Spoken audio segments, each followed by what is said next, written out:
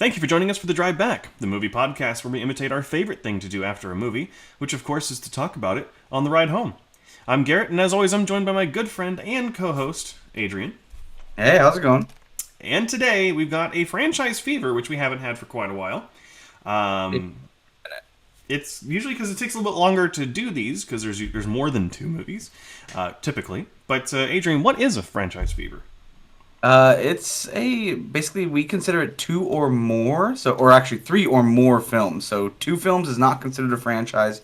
It does need to be three or more films, and it doesn't necessarily need to be like sequels. It just means that they're all part of the same universe, whether that's like a trilogy of director films or a trilogy of things that take place in the same universe. That is considered a franchise. So, like for example, Air Bud, all of them. That's a franchise. I went straight to Air Bud. That hasn't been talked about in a very long time. And you hit it right on the head with this one, because this one We talk is... about it all the time. You're right. Yeah, you know what? I'm a hypocrite. We gotta make sure we bring up Air Bud every single day. Is this gonna be the new Judi Dench? No. Oh, okay. But today we're taking taking a look at a director's trilogy of films. We're looking at the Cornetto Trilogy, 3 movies by the director Edgar Wright. So all of this and more coming up on the drive back.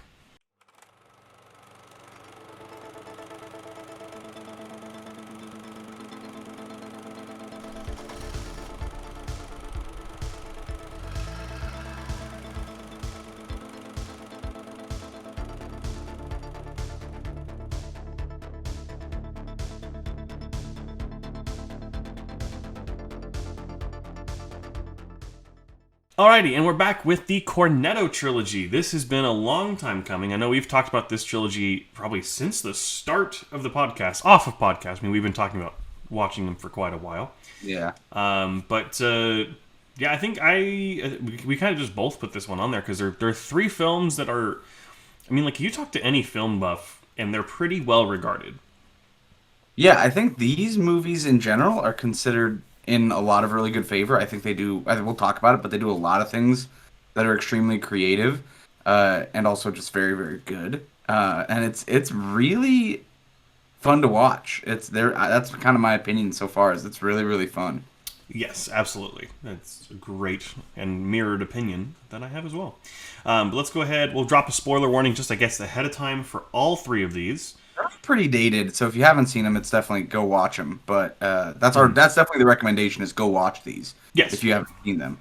But yeah, if you've been watching movies, you've probably seen at least 2 of these. Yeah, I feel like most people have at least seen Shaun of the Dead.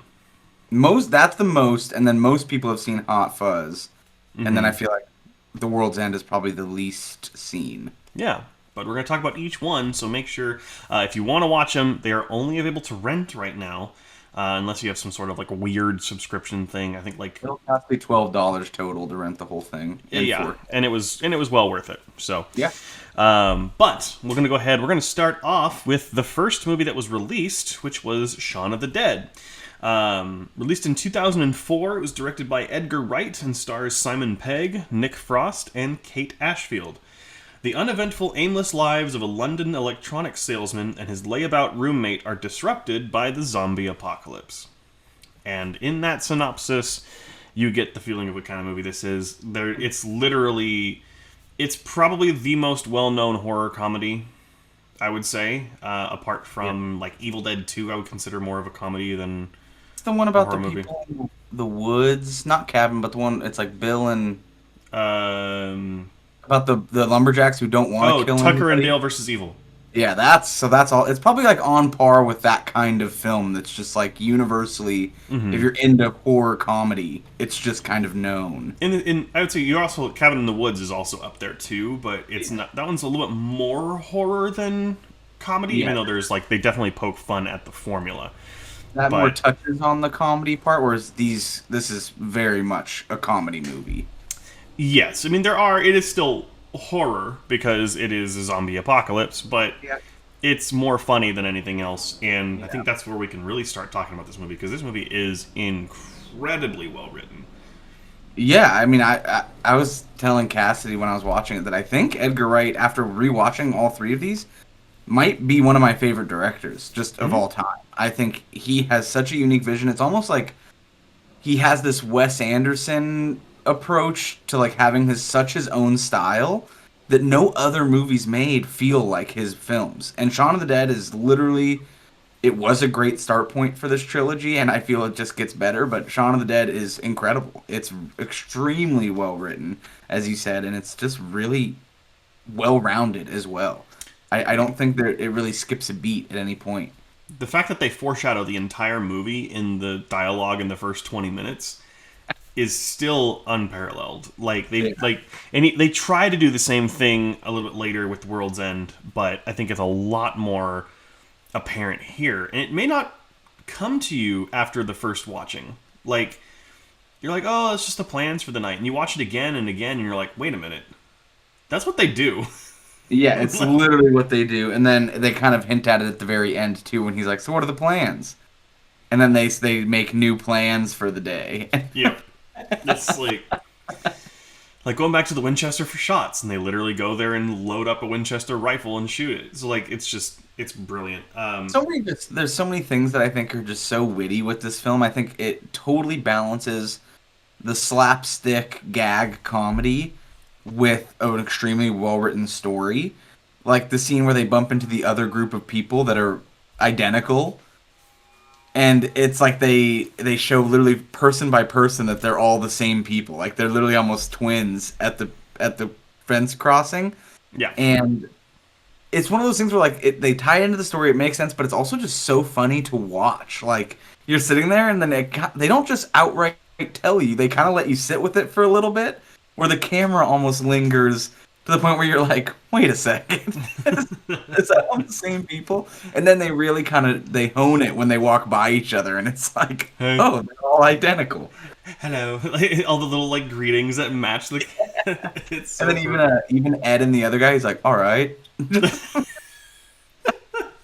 Like perfect representations.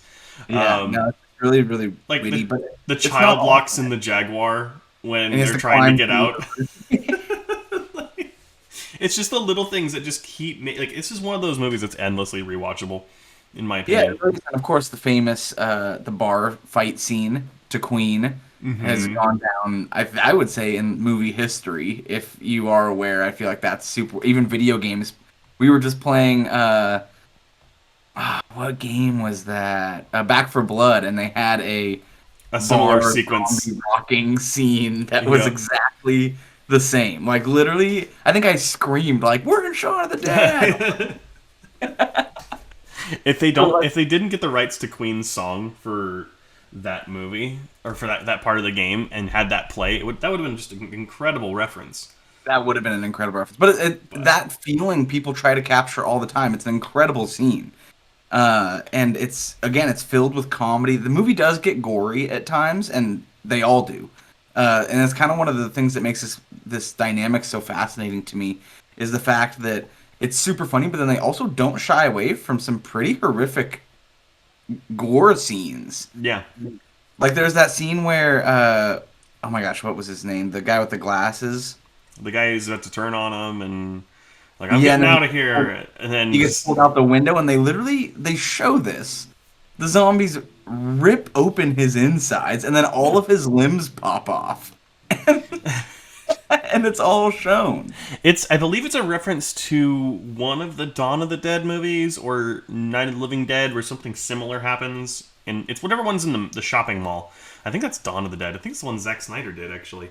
But there's a guy that's like on the ground and he gets like ripped open in the same fashion. So maybe it's a reference to that, or that was a reference to Shaun of the Dead. I don't know for sure. But yeah, it's a crazy sequence to just happen out of nowhere. But then there's lots like they don't shy away from blowing the heads off zombies or beating them or decapitating them. I mean, they just it's definitely rated R. There's no doubt about that. Yeah. But it's so hard to watch it as a rated R movie because it is so weirdly lighthearted at the same time. Like Cassidy was working at the table next to me and she goes, "This movie has a fantastic soundtrack." And I was like, "I know, but they're killing everybody." Like, it's a horrific scene. Oh, it's just fantastic. Also, like the the whole, like, it's so much more. It's obviously it's comedy, so it's heightened, and it's horror, so it's a little bit heightened. But like the sequence when they see the zombies out in the backyard, and they're like, I think she's drunk. Like they don't. Yeah, It doesn't even click that yeah. it's a zombie. Like no one's like no. You're not gonna just assume that they're the living dead right away. Yeah, Like you think like, oh, you must be out of your mind. Like, what's going on? exactly, and then they start throwing records at him. Like Also, the gag is so funny, right? That not only are they throwing records, but they're like, he throws one and it's a first pressing, and then he goes, "Be careful!" And then it literally has them like sifting through the records and asking like, "Can I throw this one? Can I throw this one?" Because they don't know how serious it is. Like we wouldn't yeah. know how bad it is. Exactly. Yeah. All the culminating in just the fantastic ending with Ed still being out in the shed and like that friendship still being alive. That is again the lighthearted kind of warms the heart kind of moments are still in this movie, But and the it's juggled ability that well. has, it's kind of like he picks a movie to to go after each one. But like for this one, as funny as it is, and as much as you're laughing and enjoying it, the scene where Ed is being left behind is incredibly sad. Yeah. Like he doesn't. It's not like it's just a comedy movie. He's really talented in hitting all these points Mm-hmm. of emotion and of seriousness versus goofiness, and really striking the balance where you know exactly what the scene is supposed to feel like, and it feels that way when Yeah. you're watching it, and it swings. The pendulum goes from one end of the enjoyment level to the other, and Mm-hmm. that's where the talent comes in, is the ability to cry while Ed is dying and being left behind, where a second ago you're having this great bar battle where like people are killing all zombies. It's just incredible. It really, really is. It's just fantastic, and for anyone who hasn't seen this movie, I highly recommend it. Even if you're not a horror fan, if you're not a zombie fan, you at least get to see like awesome editing. Like the shot compilations or compositions of this movie are fantastic. The writing is spectacular. The performances are really great across the board too, mixing that comedy versus that horror aspect. And I mean, this is like peak Simon Pegg in this movie, and I love him as an actor, like pretty much in pretty much everything he's in. And I So think this trilogy in general and Shaun of the Dead really highlighted the range. I think it's a role that goes, again, end to end of the spectrum of seriousness, anger, yelling, being mad, being funny, being mhm. lighthearted. Like, he literally plays every type of person.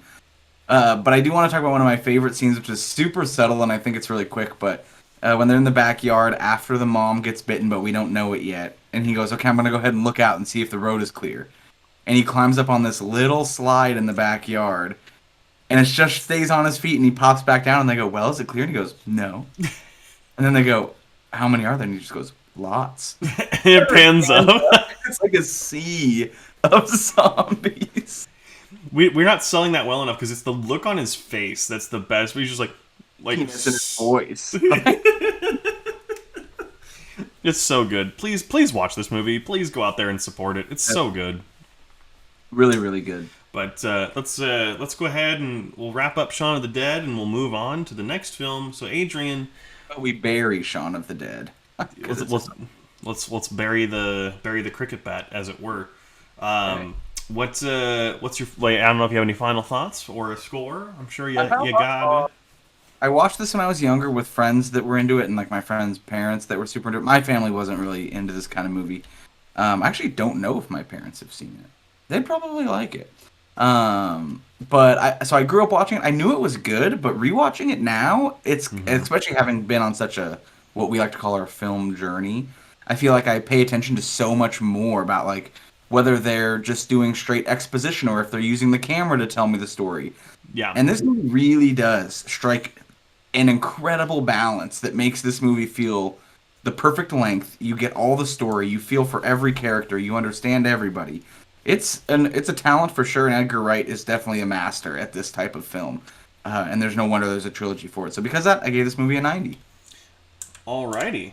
Yeah, I think that the timeless characters, situations, and writing involved in Shaun of the Dead are a truly winning combination in a film that's as charming and as fun as this, while also being a zombie movie. Yeah. So it totally works for me. And as far as a score, I gave it a 91. So we're very close, Mr. Adrian. Very close. Interesting. But this is going to bring us to the second movie in the trilogy. And it's also worth it to note, too, just because we didn't really say this earlier, the Cornetto Trilogy kind of refers to the Edgar Wright films that star Simon Pegg and Nick Frost, I would say. It's actually called the flavor, like the three flavors of Cornetto is the title of the trilogy. Yeah. If you buy. Like whatever multi-packs you buy at like Walmart or whatever. Like you're not going to... Each one has a different flavor of Cornetto ice cream featured in the movie. Oh, that's right, because there's the mint one at the end of World's End. The three flavors. Yeah. So, like, you're not going to see Baby Driver on here because it's not a part of the Cornetto trilogy. You're not going to see Last Night in Soho on here either. So it's just those three. But it's more like it's films by Edgar Wright that are this style of movie. Like it's a very unique feel. The other ones are very impressive and very good in their own right, but they aren't this Edgar Wright film. They're very unique.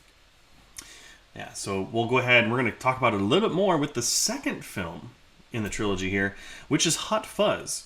Released in 2007, it was directed by Edgar Wright and stars Simon Pegg, Nick Frost, and Martin Freeman.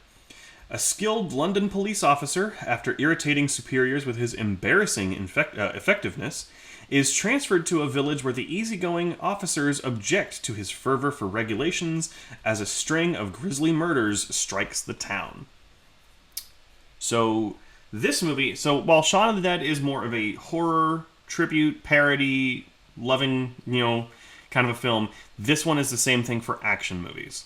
And I would say also a little bit of, like, mystery thriller as well, with the kind of serial killer motif.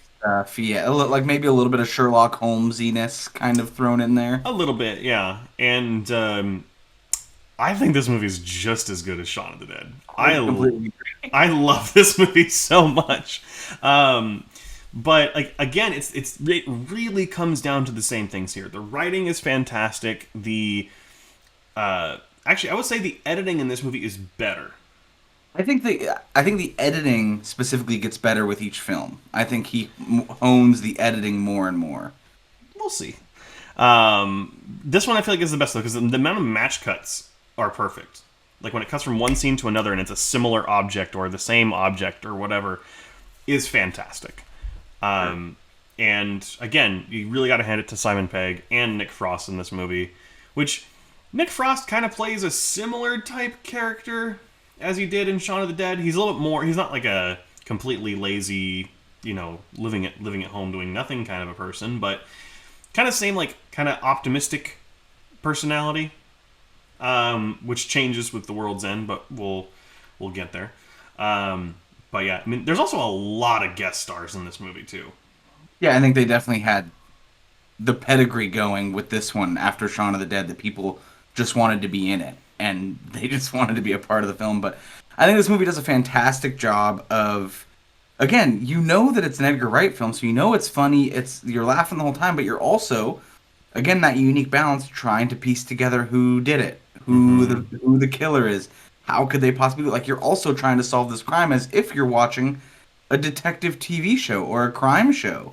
Like, that balance is 100% there. And then also, of course, they totally tell you in the movie, but tons of Point Break and Bad Boys 2 vibes towards the end of the movie. And it's done so well. It pokes fun at the genre, but also you get the same feeling. Like, I'll talk about one of my favorite scenes that I think is really subtle for people that haven't seen Bad Boys 2, but there's a scene where they're in the center of town. And they've just shot, like, a ton of people. And the camera just keeps doing that whip pan around the two of them in the center of town, which is the iconic Bad Boys shot. Yeah. But Edgar Wright does it, like, 20 times. Like, it keeps shifting, and it keeps, like, whip panning.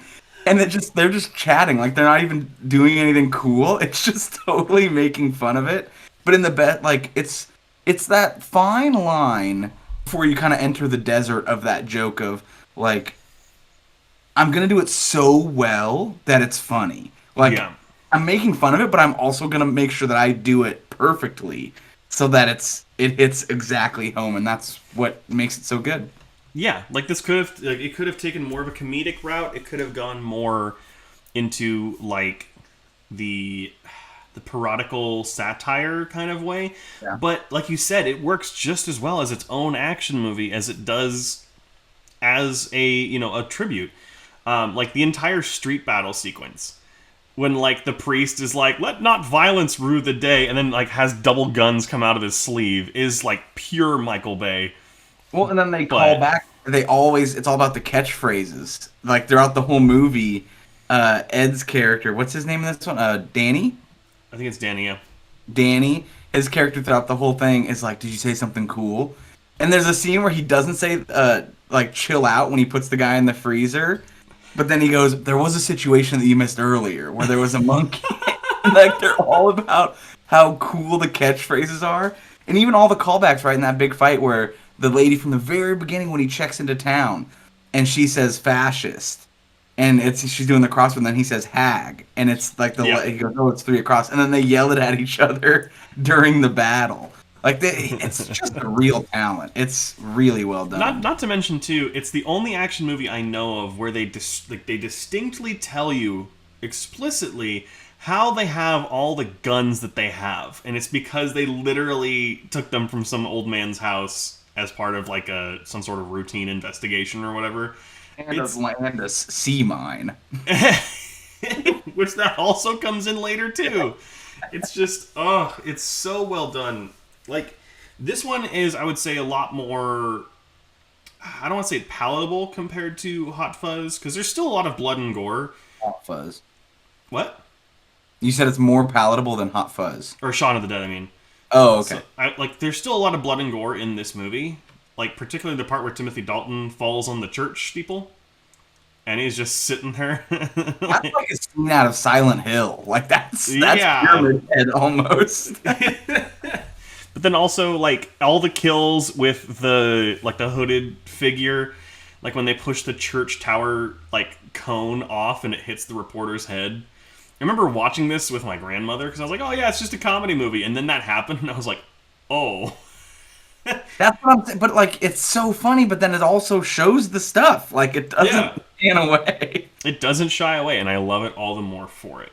Totally. And I even love like the little gags when he falls into the crypt with all the bodies and everything, and then you find the whatever, like the robot man, the living statue guy is just still like dead, but he's still still open-eyed and alive, just down there. It's really incredible, and even how they unravel the mystery, how there's multiple people that are doing it, and the whole cult, and it's the neighborhood watch that you meet in the very first, basically the first scene in that town. Yeah, like it's totally a detective movie where it's the first person, like it's really a masterpiece. And of course, the big final fight in the small city. They for some reason in the movie there's a small version of the miniature of the town, being built just outside town, and the final battle takes place in the miniature version of the town, and it's incredible. It's really, really cool. And I don't think I've ever seen a movie where the big bad villain was taken out by a goose. Swan. Oh, Swan, yes. I'm sorry. Oh, I apologize.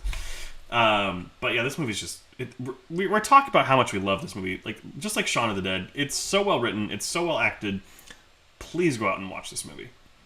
But yes, please go watch the movie. This will be my final thought, I guess. And then, sure. And then, yeah, I feel like this movie is so good with its little jokes that, again, while it's paying homage and poking fun and doing all these other things, it also works as its standalone movie. If you had never seen anything else, it shows you the scenes from Bad Boys that you need for the reference. Yeah. It shows you the scenes from Point Break. Like, it is a self-contained ecosystem of film. It's just that if you do watch all these other genres, you're going to get a lot more out of it, which is it's a great on its own. It's really great if you've seen all the stuff, which is, one, truly talented, but also as simple as the plot seems sometimes, like when you just described the synopsis of this film, you care for everybody. You know every character. When someone's dead, you're not like, "Oh wait, who is that?" You know, they do enough time setting up everybody that when they're dead or their twist is revealed, you are fully aware. And that's a mastercraft in storytelling and getting Mm-hmm. the point home in the quickest way possible. So because of that, I gave this movie a 90. Awesome. An impressive display of consistency from Mr. Quintana. I said that Hot Fuzz works just as well as a tribute to action as it does on its own, and is a hilariously good and incredibly well-written ride. Again, pretty much the same exact thing as Shaun of the Dead, and because of that, I gave it a 91. The same score I gave Shaun of the Dead. So we're both being incredibly consistent. We'll see if that carries over here with the third movie. But yeah, fantastic.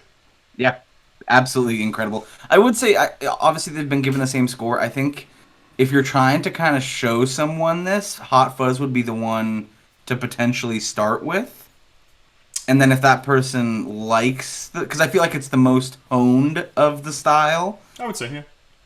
And then I feel like if they like that, then you could branch someone out to Shaun of the Dead and The World's End because they're now familiar with what this film is going to be like. Mm-hmm. But I think this one is absolutely the showpiece of the trilogy for sure. Absolutely, yeah. Moving on, we have the third film and the final film in the Cornetto Trilogy, which is The World's End. Released in 2013, it was directed by Edgar Wright, shocker, and stars Simon Pegg, Nick Frost, and Martin Freeman. 5 friends who reunite in an attempt to top their epic pub crawl from 20 years earlier unwittingly become humanity's only hope for survival. Now, this one came out... this one took twice as long to come out as the first two did. So the first one was released in 2004, Hot Fuzz was 2007, this was 2013, so this was 6 years in between movies. But this one has... The right script and the right story to tell. Yeah, I can maybe it was that. Maybe it was also like Martin Freeman was doing the Hobbit movies at the time, or right before this, or right after this. So maybe there was also that. But there is also like a larger cast of like main characters. Like the group is 5 people. It's not just Simon and Nick.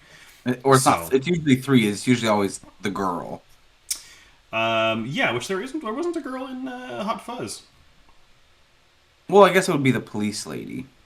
Yeah, but she wasn't like the Kate Ashfield of... Right, I never really thought about it. Yeah, I guess you're right. Yeah. But, so what do you think about The World's End? So I really like it. I think it's a really, really good movie. I think it is, to me, a perfect evolution of the story. It's the small town idea goes global, as Shaun of the Dead did. But it's got more of that punchiness that Hot Fuzz did for me, in terms of kind of the style of it and those jump cuts and things like that. So I really like it. Gotcha. I definitely think this movie's weaker. Okay. Not spoiler, but just full on, disclosure. I haven't seen this movie before. I watched it this morning before recording this, so it was the first time I'd watched it, and I definitely think it is weaker because it doesn't really feel like there's anything... Well, there's one thing that I feel like it's a tribute to, and I'll get to that in a moment, but it doesn't feel as focused as Hot Fuzz or Shaun of the Dead did. Because like Shaun of the Dead was a loving parody of zombie films. Hot Fuzz was a loving parody of action films. And what I get from this movie was that it was a loving parody of the 2000s male comedy movies. Like, oh, hey guys, we got to go out like we did when we were kids. Let's go get drunk. Like, because that's the only thing that we guys liked to do back in the day. Kind of like the type of films like 40-Year-Old Virgin or Hall Pass or like those kind of movies feel like the kind of inspiration for this in a way. But there is also the whole apocalyptic scenario. Yeah, I don't know if I agree with that. I didn't get that vibe from it. I got kind of that same vibe. I think probably the biggest role reversal is Simon Pegg is now the low life. Mm-hmm. And well, I don't know his name, but what is his name? The main character, Gary? Ed. No. Nick Frost's character is Nick Frost. Well, no, just Nick Frost. Where Nick Frost now plays kind of the well put together, straight edge guy. So that role reversal is different. But I think it's still just the same plot line of one person has this idea, they want to do it. I think the Golden Mile is is a great concept. I feel like if we had one in my town, I would be attempting it all the time. Mm-hmm. And I think that it's more of a homage to all the Alien movies and all the sci-fi movies like War of the Worlds and Close Encounters of the Third Kind. Like even at the end with the light figure, that's kind of like the lights that were playing and floating around. And see though, like I don't get it is about aliens. Like aliens are the cause of this. We've already said spoiler alert in the beginning. But I really don't get that until that last part. Like again, I had never seen this movie. I think I watched Cinema Wins Everything Good About this movie before, but I forgot it. So I thought it was like a Facebook entity or something that had created these like fake people. And didn't get an alien vibe at all until the very end.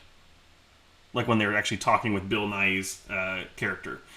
So they talked about all the stuff about invasion throughout the whole movie. I mean, like they would talk about an old man who was like a nut, and like they're like, oh, like he's on those things, like, and then like when he started talking about this one, I was like, oh, he didn't say anything about aliens making these into people. He just said they're making them into people, which is like there could be a Facebook, a Google, or something like that. And the fact that they were like action figures. Then maybe that is just how you watched it, but I immediately was from the bar fight onward. It was aliens for me. Yeah, but see, so when you mean like when they actually in the bathroom fight? Yeah, but then like you look when the head comes off, it looks like an action figure because there's like that little like circular piece that comes up like you'd attach a G.I. Joe head on with. Like, why would aliens make an action figure, not like a whole new being? So like, I kind of read tech company thing to me. Maybe it's because we've seen so many movies about tech companies. I definitely didn't. I read Alien immediately. So, but that kind of leads me into like one of my, I guess, least favorite parts of this movie. I have two. The first would be the ending, which felt kind of rushed. Like the whole explosion goes off in New Haven, and then it just immediately cuts to the apocalypse. Like this whole world is like gone, and like I don't know. It just was a really quick version to say, oh, these are what these characters are doing now. Oh, by the way, it's also the end of the world. Like, if we spent a little bit more time showing how the world got to that point, maybe it would have been a little bit more interesting to me. Like, well, I think the way that they revealed that is that Nick Frost's character was telling this story. We were already in the post-apocalypse. Yeah, but it just jumps. Like, I would have rather, like, them like, oh, hey, let's go to London. And they drive to London like, oh, crap, London's also gone. Which they show a little bit of that, but it's after he's telling the story, after they've already established that something has gone wrong. Okay. I don't know. It just for me personally it did, and I'm not saying this movie's bad by any means. It's still a good movie.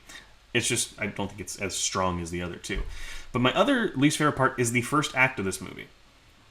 It just feels like any comedy movie, like the 40-Year-Old Virgin, or like like oh you still got that one guy who's still kind of like reliving the glory days, and everyone else has gone straight, and just. Like, once you actually get into the bathroom fight, that's when things pick up for me. Because that's when they establish that something is going on. Yeah, whereas Shaun of the Dead and Hot Fuzz established that earlier. Oh. I guess so. I guess it might not take off as quickly, but it's also a longer movie. It is a little bit longer, yeah. But it's almost 2 hours, I think. Or it's a little over 2 hours. It's like an hour 50, I think. Yeah, and I think most of the others are like 1:30. So it does buy itself more time there, but I also... How would you propose they get all of the guys back together for the bar crawl? If you had to write your own fanfic. No, like that was fine. I'm just like I would have like started teasing that something was up sooner. Like if these aliens have been all over the world and put these people everywhere, then you would have noticed them everywhere else except for New Haven, like at least to the viewer. Like maybe the secretary's sitting there and she like keeps having like a head twitch and she keeps like going to the side. In the background, you're like, oh wait, that's not right. Something is wrong. I now figured. So this was your first time watching it? Yeah. You should do like what you said about Shaun of the Dead. You might miss it on your first watch. Mm-hmm. There's a lot of odd things that people do in the whole beginning. Okay, I'll have to rewatch it then. Yeah. Yeah. It's just I don't know. I don't know if it's as egregious as like somebody glitching, but there's like for example, when they pass by those kids in the very beginning when they're all walking before anything's happened, and they just don't like the main characters are acting all silly, and they just walk very like they're all shoulders back, like very machine like Yeah. walking. So there's definitely stuff where like people act a little strangely throughout the whole thing. So I don't know. Give it another try. I also want to go back. I think I noticed that Martin Freeman's character, when there's one where he goes to the bathroom, and then he comes back, and you can tell something's different. Mm-hmm. I think his shirt changes from white to blue. Interesting, because he does get replaced in that bathroom. Yeah.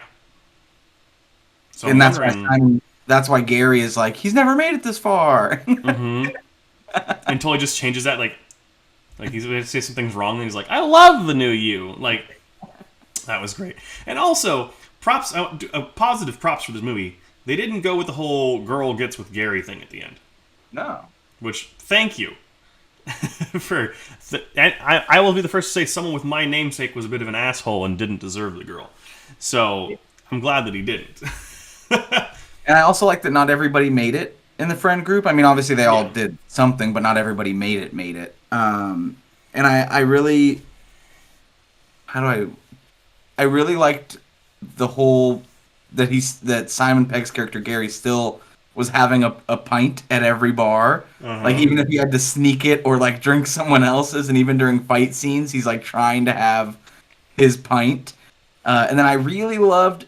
at the beginning, right, when he's telling the story, they watched the red sun rise over the city, and he thought that life would never be that good again. And then at the end of the movie, they're sitting in, it's been destroyed, but you see he's sitting in the same exact spot, and you see that red glow, and it's now the apocalypse, but it looks like that same sun glow that was coming up. So they definitely tied a nice bow on that. Did you also notice the last bar he went to, what the name was? Oh, I did. A New Dawn. No, it's called The Rising Sun. The Rising Sun, yeah. There you go. So it kind of mirrors that he made it to the next day of his great life, that it wasn't over. Exactly. Yeah. Yeah. So yeah, I thought it was super fun. I feel like I liked the little bit of the ending where everybody went and it shows what they did, because he was never meant to fit into regular society. He just didn't get along with it. So the fact that he could go around and fight people and do whatever he wanted was totally his lifestyle, and it worked for him. Right. He just had to take the world to end. I did love the whole scene where he drives the Beast, which is his car, up, and they go, where'd you get this? This looks exactly like the car I sold you. And he goes, it is. It is. And then... except every single part of it. But then they were like, and then like he always has the originals, because the whole thing is he's stuck in the past. But then when they get pulled over and he says his name is Pete, and then he goes, the car's been registered to you since '82. Where do you think all those drunk driving points come from? It's like the scum of the earth kind of guy, but I really like too that he didn't change. The goal of this movie was not to change him. It was just to get him, from Nick Frost's perspective, just to apologize for what happened. Mm-hmm. But like, he's still him. And the way that they win the whole movie is by Gary being Gary. Like, the goal of this movie is not like, oh, he's a scumbag, he's got to grow up. Yeah. He doesn't. They do not fall into the trope of, and Gary got a 9 to 5 and settled down. It's like, no, he went and became a badass. He became a roving King Arthur. Yeah.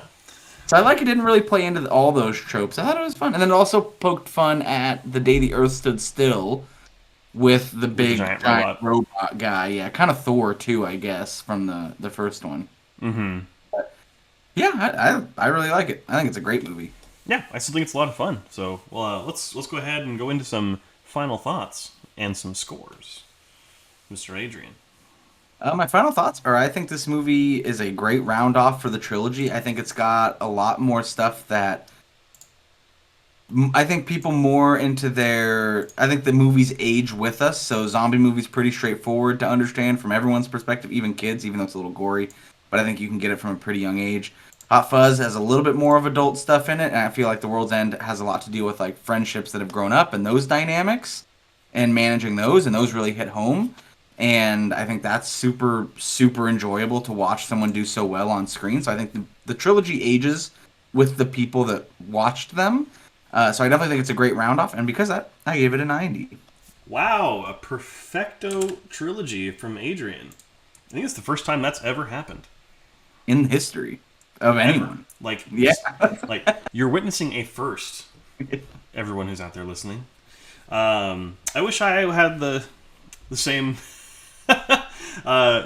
perfect, correlation like that. As far as my final thoughts, I said, while it is still a fun time, The World's End is let down just a little bit by its lackluster first act and an odd ending, but the ride along the way is still undeniably fun. And because of that, not a bad score. I still gave the movie a 75. Still recommend everyone watch it. It's a lot of fun. Totally. While some of the visual effects have some difficulty sometimes. I think it was on the edge of a bubble that we always talk about of like what was easy to do and what was difficult, and I think this movie was right on the cusp of a couple things.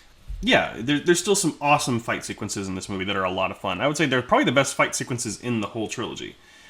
The fighting is definitely honed in this movie. Some of it is crazy cool.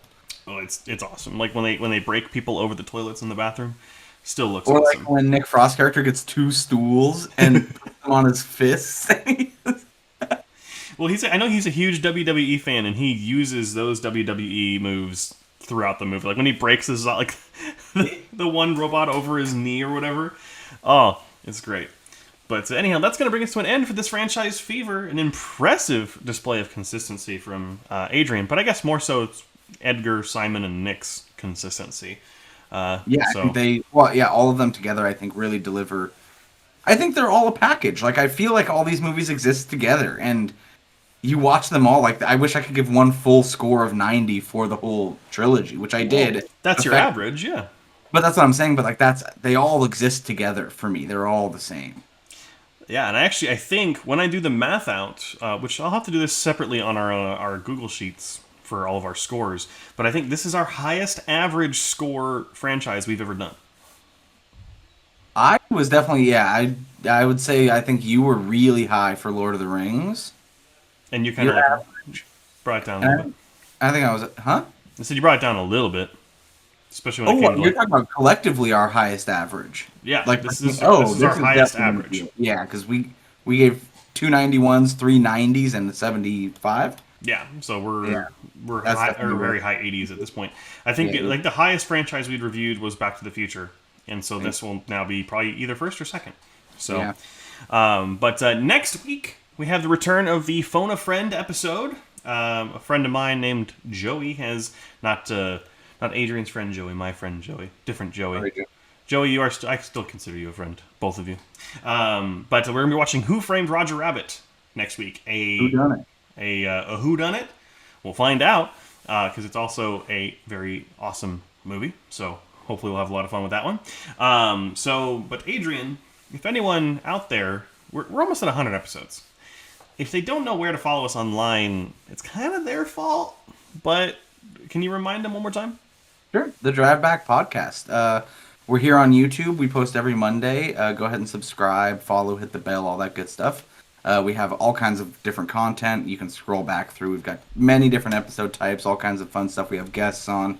If you're on Apple Podcasts or Spotify, specifically on Apple Podcasts, go ahead and give us a listen. Even if you listen on another platform, those 5-star reviews are absolutely what launched podcasts to be successful in the very beginning. So if you could give us a 5-star review or even a 4-star, but 5 stars are huge. And we have already promised that if you do give a 5-star review, we will shout you out on a future episode. You'll get kind of like a billboard shout out and thank you. So please go ahead and do that. And then on Instagram, if you want to just give us a follow, see what we're up to, that is the Drive Back Podcast. That is absolutely correct. So thank you so much for watching. Thank you so much for listening. We love you so much. Next week, we'll be back with that Phone a Friend, like we said. And we'll see you next time on The Drive Back. Thank you for listening to this episode of The Drive Back. Make sure to be on the lookout for new episodes every Monday, and make sure to follow us on social media.